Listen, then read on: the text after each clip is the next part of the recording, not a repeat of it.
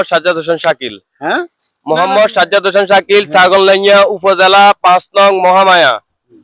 ৫ নং মহামায়া উত্তর ১৭ নদীর কূল গ্রামটি দীর্ঘ ২০ থেকে ২৫ বছর পর্যন্ত অবহেলিত ও কোন সরকার এক বিন্দু পরিমাণ কোন সংস্কার কোন উন্নয়নমূলক কাজ করে নাই। এই রাস্তাটি উত্তর ১৭ নদীর কূল রাস্তাটি ভাঙনের কারণে শুধু আমরা না, ছাগলনাইয়া উত্তর ১৭, দক্ষিণ ১৭ ও ছাগলনাইয়া বাজারের পানি প্রবাহিত হয়। এটা শুধু আমাদের ব্যথা না, এটা পুরো উপজেলার ব্যথা।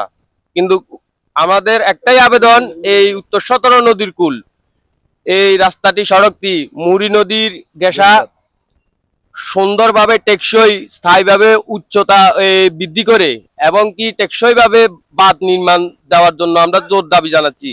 আর দ্বিতীয় কথা হচ্ছে, নদীর পশ্চিম পাড়ে গতিয়া সোনাপুর ও পৌরসভা সংলগ্ন যে এলাকা রোডগুলো আছে, এলাকা আছে, সবগুলাতে বেড়িবাঁধ দিয়ে ব্লক দিয়া নিরাপদে আছে। শুধু আমাদের এখানে ২-৩ কিলোমিটার এরিয়া এই জনপদটা আজকে দীর্ঘ ২৫-৩০ বছর পর্যন্ত কোনো সংস্কার কেউ কারণে কারো নজরে আসতেছে না।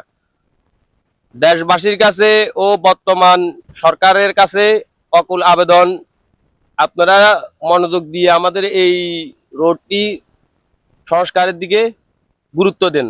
এটাই হলো আমাদের মূল চাওয়া। আমাদের ত্রাণের দরকার নাই, আমাদের দরকার সংস্কার।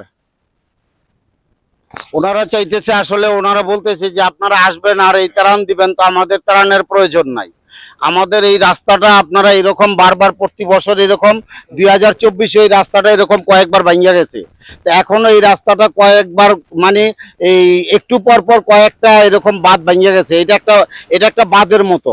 তো এই বাঁধটা ভাঙিয়া যাওয়ার কারণে এই নদীর পানিগুলো এইখানে ভিতরে এলাকার ভিতরে প্রবেশ করতেছে।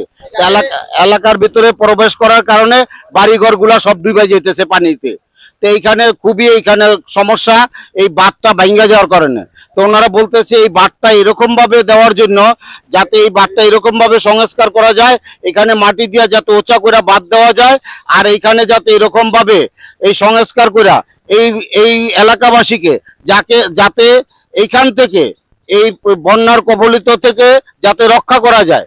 ওনারা দেশবাসীর ২৫০০ মানুষের জনপদ, এটা ২টা স্কুল, 2টা প্রাইমারি স্কুল ও মাদ্রাসা 2-3টা আছে, হাই স্কুল আছে 2-3টা জামে মসজিদ।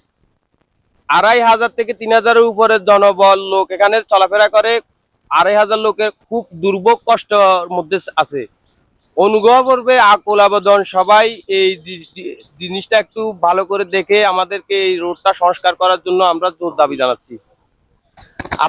আপনাদের কাছে ওনারা আকুল আবেদন করতেছে, আপনারা এদিকে একটু নজর দিয়া এই এলাকাবাসীকে এই বন্যার কবলিত থেকে আপনারা রক্ষা করেন। ওনারা এরকম ভাবে আসবেন। আমরা এখানে যে আসছি, ওনারা বলছে যে আমাদের সহযোগিতা দরকার নাই। তা আসলে এইখানে যে যাব, এই এলাকার ভিতরে যে যাব, এইখানে যাওয়ার কোনো পরিস্থিতি নাই। কারণ একটা না, কয়েকটা এরকম এই বাঁধটা কয়েক জায়গা দিয়ে ভাঙছে।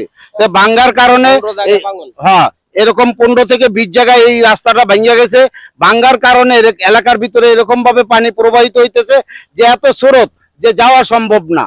তো এইখানে এই স্রোতের মধ্যে কিভাবে যাইব, আর মানুষ কিভাবে যায় ত্রাণ দিব, এটা সম্ভব না।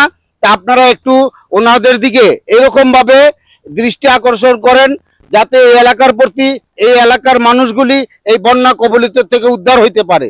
এই জন্য আপনারা ওনাদের প্রতি একটু নজর দেন, ওনাদের এলাকার প্রতি নজর দেন, এবং ওনাদেরকে আপনারা সহযোগিতার মাধ্যমে পারেন, অথবা এলাকাবাসীর থেকে পারেন বা দেশবাসীর থেকে পারেন, যেখান থেকেই পারেন ওনাদেরকে এইভাবে আপনারা রক্ষা করার চেষ্টা করেন স্থায়ীভাবে। আসসালামু আলাইকুম রহমতুল্লাহ বারাকাতুহু।